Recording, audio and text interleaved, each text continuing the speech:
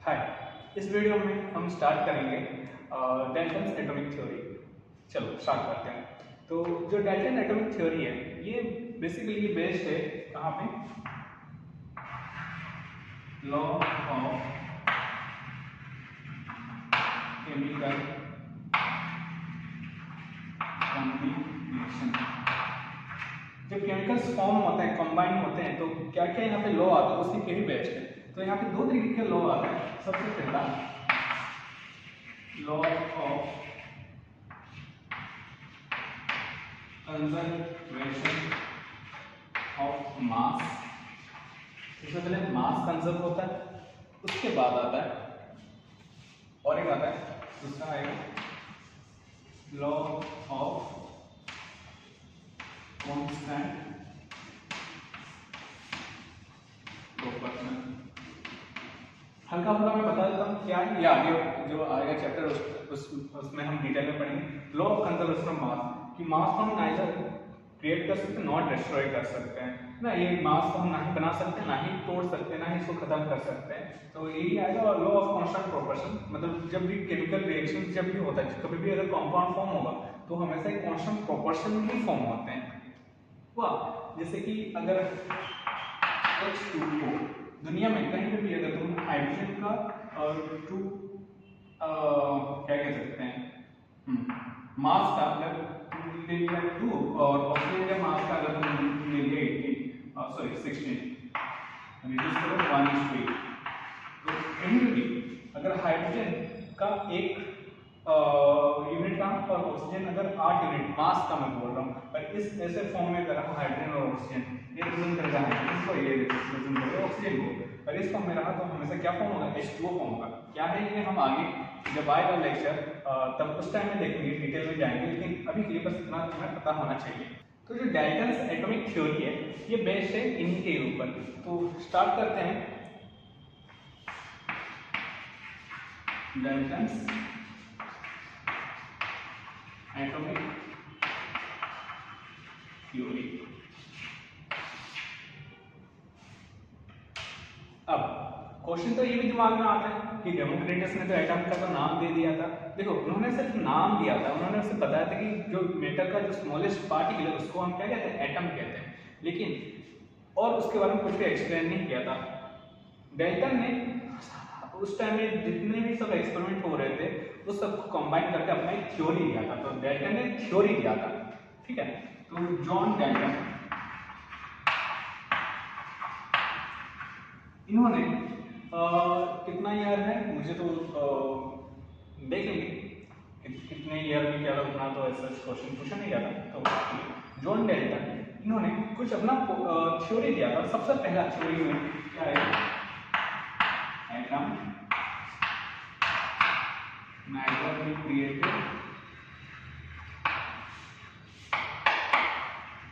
nor be destroyed। Atom को हम ना ही बना सकते हैं ना ही डिस्ट्रॉय कर सकते हैं। दूसरा ठीक है, ये atom matter is made of smallest particle called atom. इस स्मॉलेस्ट पार्टिकल को हम क्या कह रहे हैं, एटम कह रहे हैं। वाह, इसको ना ही हम बना सकते हैं ना ही डिस्ट्रॉय कर सकते हैं। अब अलग अलग अगर मैं एलिमेंट बोलूं, अगर यहाँ पे मैं बोलूं ये आयरन है और यहाँ पे मैं बोलूं एल्यूमिनियम, तो यहाँ पे जितने भी एटम होंगे और यहाँ पे जितने भी एटम होंगे, समझो एक आयरन में जितने भी एटम होंगे सब आइडेंटिकल होंगे और एल्यूमिनियम में जितने भी एटम होंगे सब आइडेंटिकल होंगे। यहाँ से तुम दो को देखो या फिर तीन को देखो या फिर तुम सिर्फ एक को देखो, ये क्या है, ये आयरन एटम है। वाह, एल्यूमिनियम का भी उसी तरह का, यहाँ पे अगर दो एटम को देखोगे क्या होगा, आइडेंटिकल होगा। ये दो एटम आइडेंटिकल होंगे। तो इसके ग्रुप में, इसके बॉक्स में जितने भी एटम है सब एक जैसे होंगे और यहाँ पे भी सब एक जैसे होंगे। ये क्या है, इसका third postulate. Atom of the same elements are identical। Same elements के एटम जो होंगे ये आइडेंटिकल होंगे, ठीक है, ये आपस में आइडेंटिकल है, ये इसके अंदर सब में आइडेंटिकल है, तो ये और इसके अंदर क्या होगा, डिफरेंट होंगे, ठीक है। तो चौथा क्वेश्चन क्या हो जाएगा, atoms of the different elements are different ये दोनों भी इन ऑल एस्पेक्ट, हर एक मामले में क्या होंगे, आपस में है तो सेम होंगे, और अगर दूसरा अगर एलिमेंट हो गया तो यहाँ पे अलग अलग होंगे हर एक एक्सपेक्ट में, चाहे इसका मास हो गया, इसका वॉल्यूम हो गया, इसका साइज हो गया, इसका रिएक्टिविटी हो गया, या फिर इसका नेचर हो गया, मेटेलिक नेचर है या फिर नॉन मेटेलिक नेचर है, हर एक चीज एसिडिक है या बेसिक है, हर एक चीज यहाँ पे क्या होगा, अगर अलग अलग है तो अलग अलग होगा। यहाँ पे पांचवा इसका बहुत इंपॉर्टेंट आता है, ये जो रहेगा बहुत इंपॉर्टेंट चीज रहता है कि जो एटम है, कभी अगर रिएक्शन हो रहा है, केमिकल रिएक्शन हो रहा है, तो यहाँ से क्या फॉर्म करते हैं, जो मॉलिक्यूल फॉर्म करेंगे, मॉलिक्यूल फॉर्म करेंगे, और ये जो मॉलिक्यूल में एटम का नंबर क्या रहेगा, छोटा अमाउंट में रहेगा, जो स्मॉल इंटीग्रल वैल्यू में क्या रहेगा, एटम है, समझो इस चीज को। अब अपना आइडियल कंडीशन लेके चलते हैं, वाटर का कंडीशन लेके चलते हैं, पानी ले चलते हैं,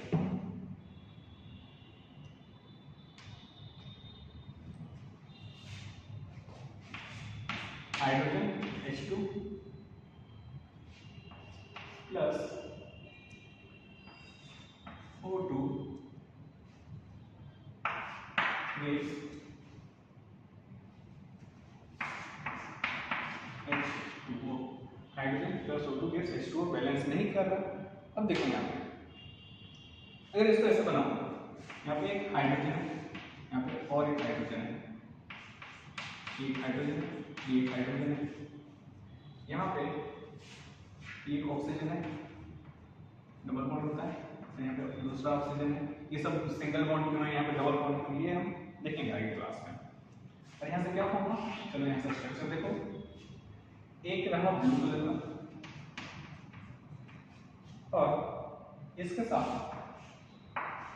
दो जुड़े हैं ऑरेंज कलर के,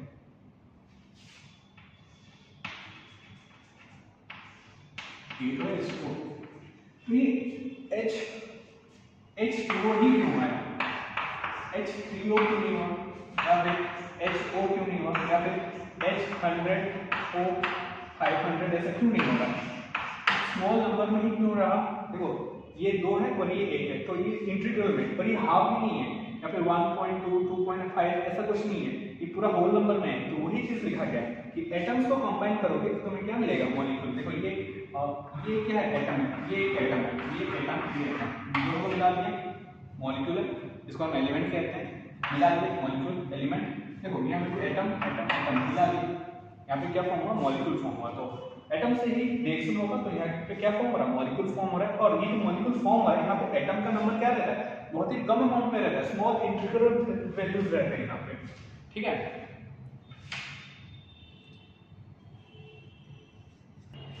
चलो समझने का ट्राई करते हैं कि हर एक चीज कहां से बना है, एटम से लेके बना है, हम वही चीज बार बार बोल रहे हैं। जैसे कि यहाँ पे सोचो, यहाँ पे एक सिलेंडर है, ये सिलेंडर है, इसका ऑक्सीजन सिलेंडर है, देखा होगा, यूज करते हैं हम मतलब पेशेंट्स को लगाया जाता है ऑक्सीजन सिलेंडर। अब ये ऑक्सीजन सिलेंडर को मैं आधा कर दूं, मतलब यहाँ से आधा ऑक्सीजन ले आऊं, ट्रांसफर कर दूं, अगर मान लीजिए तो यहाँ पे एक नंबर देते हैं 1000 या फिर 10,000, तो 10,000 अगर ऑक्सीजन मॉलिक्यूल पूरा आधा ले लें तो कितना होगा, 5000 कुछ हो जाएगा, 5000 हमारे ऑक्सीजन मॉलिक्यूल आ गए। अब इसको और ऐसे तोड़ता तोड़ता जाऊं, मुझे लास्ट में क्या मिलेगा,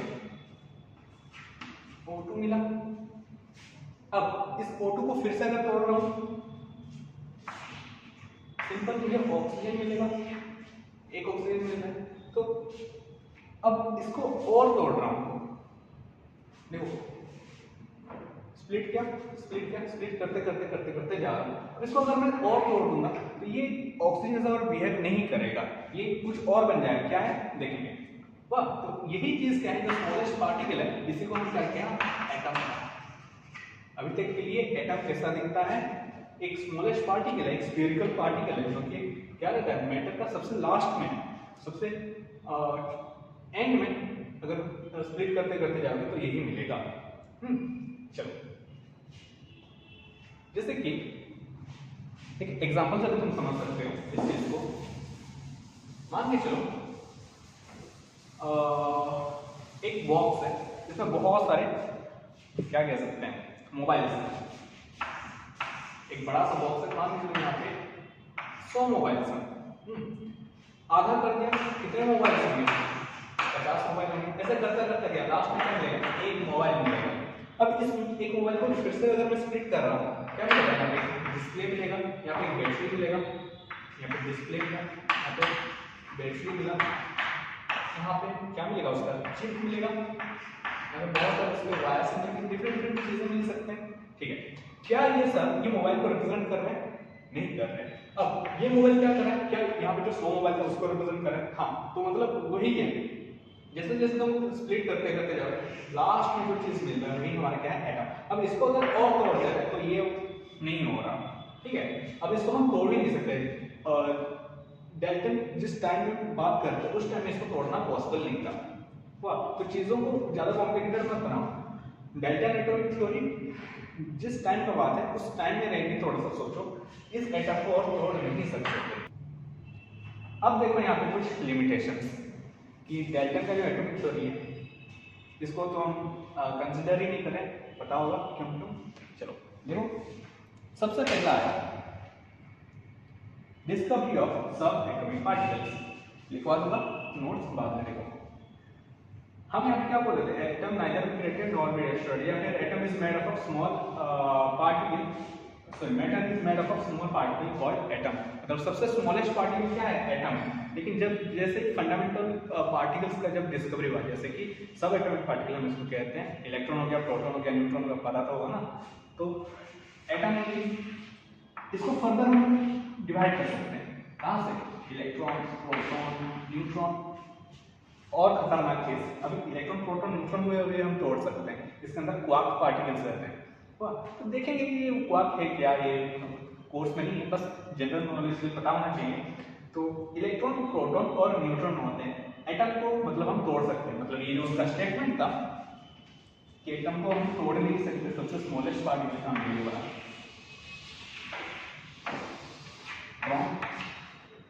कैंसिल मारो, इसे गलत है, ठीक। अब उन्होंने क्या कहा था, अगर सेम एलिमेंट है, atom of the same element are identical, मतलब दो एटम, एक ही एलिमेंट के जो दो एटम रहेंगे वो क्या रहेंगे, एक जैसे होंगे। लेकिन ऐसा है नहीं। जैसे कि हमारा डिस्कवरी हुआ आइसोटोप का, चैप्टर में देखेंगे आइसोटोप क्या, डिटेल में जाएंगे। आइसोटोप जहाँ पे एटॉमिक नंबर सेम होते हैं लेकिन एटॉमिक मासेस अलग अलग हो जाते हैं। मतलब क्लोरीन का, जैसे कि मान लो क्लोरीन, यहाँ पे कुछ क्लोरीन है, इसका मास कितना है 35 और इसका मास कितना है 37। इसी हिसाब से हाइड्रोजन का भी, हाइड्रोजन एक में मास होगा 1, एक में मास होगा 2, एक में मास होगा 3। तो सब हाइड्रोजन ही है, एक जैसे ही यहाँ पे एटम है लेकिन मासेस अलग अलग है। उन्होंने क्या कहा था, अगर एटम अगर है तो हर एक चीज उससे आइडेंटिकल होना चाहिए, लेकिन यहाँ पे मास अलग अलग है, तो इसलिए ये स्टेटमेंट भी क्या हुआ, गलत।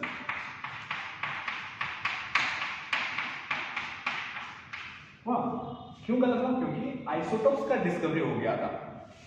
तीसरा point, atoms of the different elements are different.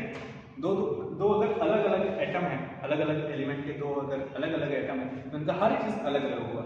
लेकिन अगेन एक कैच है, यहाँ पे डिस्कवरी हुआ किसका, आइसोबार्स का। आइसोबार्स जहाँ पे दो एटम होंगे, अलग अलग एटम होंगे, लेकिन वहां पे मास सेम होता है। आइसोबार में मास सेम होता है। जैसे कि आर्गन, कैल्शियम, इसका एटॉमिक नंबर होता है 18, इसका रहता है 20, अलग अलग एटम है, लेकिन इसका मास होता है 40, इसका भी मास होता है 40। देखेंगे, सीखेंगे आगे। चलो, तो समझो इस चीज को कि दो अलग अलग एटम लेकिन इनका मास सेम है, इसको हम क्या कहते हैं, आइसोबास कहते हैं। तो जो डाल्टन ने कहा था कि दो एटम का प्रॉपर्टीज अलग अलग होगा, लेकिन देखो यहाँ पे क्या हो रहा है, सेम हो रहा है, इसलिए ये स्टेटमेंट भी क्या हुआ, गलत हुआ। हर एक स्टेटमेंट किसका गलत हुआ है, गलत हो गया।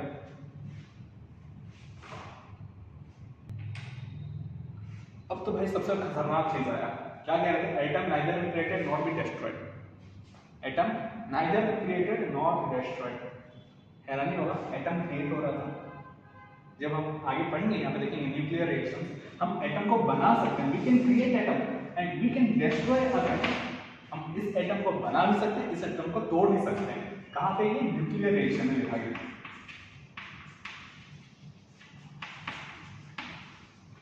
न्यूक्लियर रिएक्शन में ऐसा पॉसिबल हो, मतलब ये स्टेटमेंट की तरह बचा कुछ लास्ट स्टेटमेंट क्या है, एटम जो रिएक्शन करते हैं मॉलिक्यूल फॉर्म करते हैं, और ये क्या रहेगा, स्मॉल इंटीग्रल वैल्यू में, मतलब स्मॉल नंबर पे क्या रहेंगे, मॉलिक्यूल्स रहेंगे, मतलब जो मॉलिक्यूल होंगे वहां पे जो एटम का नंबर हो छोटा अमाउंट में रहेगा। लेकिन जब डिस्कवरी हुआ, जब हमें पता चला किसके बारे में, पॉलीमर्स के बारे में, पॉलीमर्स है क्या, वही एटम रहेंगे, लेकिन इनका नंबर यहाँ पे लार्ज स्केल में रहेगा। बहुत सारे एटम से मिला के, जैसे मोनोमर्स को पता हो ना, यहाँ पे ऐसे ऐसे करके बहुत सारे पूरा n नंबर के रहते हैं। तो मतलब जो एटम है स्मॉल इंटीग्रल वैल्यू पे नहीं, मतलब इनफाइनाइट पे भी यहाँ पे, इनफाइनाइट इन द सेंस मतलब लार्ज नंबर पे भी यहाँ पे क्या हो सकते हैं, कंबाइन हो सकते हैं। तो मतलब ये स्टेटमेंट क्या होगा, और तो जो 5-7 जो स्टेटमेंट दिया था डाल्टन ने, हर एक में क्या मिला, डिफेक्ट्स मिला। तो यही उनका क्या है, लिमिटेशंस है। ठीक है, तो डाल्टन ने एटम थ्योरी पढ़ा क्यों गया, अगर इतना लिमिटेशन इतना करा दिया तो पढ़ा क्यों गया, क्योंकि इन्होंने पहले यही पहला एटॉमिक थ्योरी इन्होंने दिया था। और इनका एटॉमिक थ्योरी जब तक सब एटॉमिक पार्टिकल नहीं निकला था, उसके बाद सब कुछ डिस्कवर हुआ। तो सबसे पहला निकला था सब एटॉमिक पार्टिकल, ये स्टेटमेंट गलत हुआ था, कहा गया, सॉरी ये वाला सब एटॉमिक पार्टिकल का। तो इससे पहले 50 सालों तक इनके थ्योरी को सही माना जा रहा था। वाह, 50 सालों तक इनका ये जो थ्योरी था इसको सही माना जा रहा था सोसाइटी में। ठीक है, चलो लिखते हैं नोट्स। जो डाल्टन एटॉमिक थ्योरी किस पे बेस्ड है, law of conservation of law of chemical combination से बेस्ड है। ठीक है, देखा हमने। अब जो मेन क्वेश्चन है, matter is made up of small particles called atom, सब कुछ एटम को लेकर बना है। They can not be created और डिस्ट्रॉयड, पता। ठीक है, atom of different elements takes part in chemical reactions and combine in a simple small integral में ही क्या करते हैं, अपना रिएक्शन करते हैं। जो भी मॉलिक्यूल्स होगा, अगर ज़्यादा बड़ा भी H2O हो गया, H3PO4 हो गया, है ना, सोडियम हाइड्रोजन कार्बोनेट हो गया। तो यहाँ पे देखो जो नंबर है 2, 3, 4, 5, ज़्यादा से ज़्यादा 6, 7 तक ही जाता है, उससे ज़्यादा कभी जाएगा ही नहीं। K2CH2O7 हो गया। तो ऐसे ही यहाँ इतने में ही रहेंगे, मतलब ये थ्योरी के हिसाब से। चलो, और कहाँ गया, आइडेंटिकल होते हैं हर एक एक्सपेरिमेंट, और डिफरेंट के डिफरेंशिएट होते हैं हर एक एक्सपेरिमेंट। अब देखो ये एक पॉइंट मैंने छोड़ दिया था, when atoms react, when elements react, the atoms may combine more than one simple whole number, एक से ज़्यादा भी हो सकते हैं। जैसे कि कार्बन डाइऑक्साइड, CO2 भी है, कार्बन मोनोऑक्साइड भी है। देखो यहाँ पे कार्बन का नंबर 1 है, ऑक्सीजन का नंबर 2 है, 1:2। यहाँ पे कितना है, 1:1 है। इसी हिसाब से H2O भी है और H2O2 भी है। ये है वाटर, ये है हाइड्रोजन पेरोक्साइड। इसका बहुत मेडिसिनल फील्ड में इसका बहुत ज़्यादा यूज है। तो हाइड्रोजन का नंबर कितना है, 2, ऑक्सीजन का नंबर 1 है, यहाँ पे 2:2 है। तो इस हिसाब से हमेशा 2 हाइड्रोजन और 1 ऑक्सीजन होगा बोल के मतलब नहीं, एक से ज़्यादा भी ऐसे कंपाउंड्स फॉर्म हो सकते हैं। ठीक है, और सल्फर के तो खानदान ही है, SO2 है, SO2 है, SO4 है। तो देखिए यहाँ पे चार्जेस कैसे क्या रहता है। तो इस हिसाब से डिफरेंट टाइप्स के होते हैं। SO3 2- हो गया, SO4 2- हो गया, ऐसे तो डिफरेंट इस तरह से फॉर्म हो सकते हैं। चलो देख लो, लिमिटेशन देखो, विद द डिस्कवरी ऑफ सब एटॉमिक पार्टिकल, जब सब एटॉमिक पार्टिकल का डिस्कवरी हुआ, सब एटॉमिक पार्टिकल मतलब इलेक्ट्रॉन हो गया, प्रोटॉन हो गया और न्यूट्रॉन हो गया, जब इनका डिस्कवरी हुआ तो क्या पता चला कि एटम को हम फर्दर डिवाइड कर सकते हैं। ठीक है, एटम ऑफ द एलिमेंट में है डिफरेंस, अगर दो अलग अलग sorry atoms of an element, एक ही एलिमेंट के अगर एटम्स हैं क्या बोला जा रहा है आइडेंटिकल होंगे, लेकिन इनमें क्या हो डिफरेंस मिला, ऐसा पता चला आइसोटोप्स। अब थोड़ा सा अगर मास में डिफरेंस होने से केमिकल नेचर कैसे डिफरेंस हो जाता है, हाँ केमिकल नेचर हल्का फुल्का डिफरेंस आता है, तो ये हम पढ़ेंगे आगे क्लासेस में, देखेंगे मास में डिफरेंस आने से जैसा सब होगा। Difference atom of different elements में हैव सिमिलरिटी, यहाँ पे क्या होता है सिमिलरिटीज देखा गया, जैसे कि मास में सिमिलरिटी कहाँ देखा गया, आइसोपास में देखा गया कि न्यूक्लियर रिएक्शन, न्यूक्लियर रिएक्शन जैसे कि फिशन हो गया और फ्यूजन हो गया, यहाँ से क्या पता चल रहा है एटम डिस्ट्रॉय होता है या फिर बनता है, फिशन में डिस्ट्रॉय होता है और फ्यूजन में बनता है, फ्यूजन का मतलब कॉम्बिनेशन पता होगा और फिशन का मतलब तोड़ना, यहाँ से टूटता है यहाँ पे एटम। देखेंगे कि क्यों ऐसा होता है आगे लेक्चर में। फिर discovery of polymers and micromolecules, बड़े बड़े मॉलिक्यूल्स, यहाँ से क्या पता चल रहा है कि जो एटम्स है ये बहुत ही लार्ज नंबर में भी कंबाइन हो सकते हैं, जैसे बोला जाता है कि स्मॉल नंबर में कंबाइन होंगे, लेकिन ऐसा नहीं है, लार्ज नंबर में भी एटम्स कंबाइन हो सकते हैं। तो ये क्या है limitations of Bohr's atomic theory. आज के वीडियो में इतना ही देखते हैं, मिलते हैं नेक्स्ट वीडियो पे, और एक क्वेश्चन तुम लोग के लिए छोड़ रहा हूँ, स्क्रीन पे मिल जाएगा लास्ट में, नेक्स्ट वीडियो में इसका बात करेंगे। चलो बाय।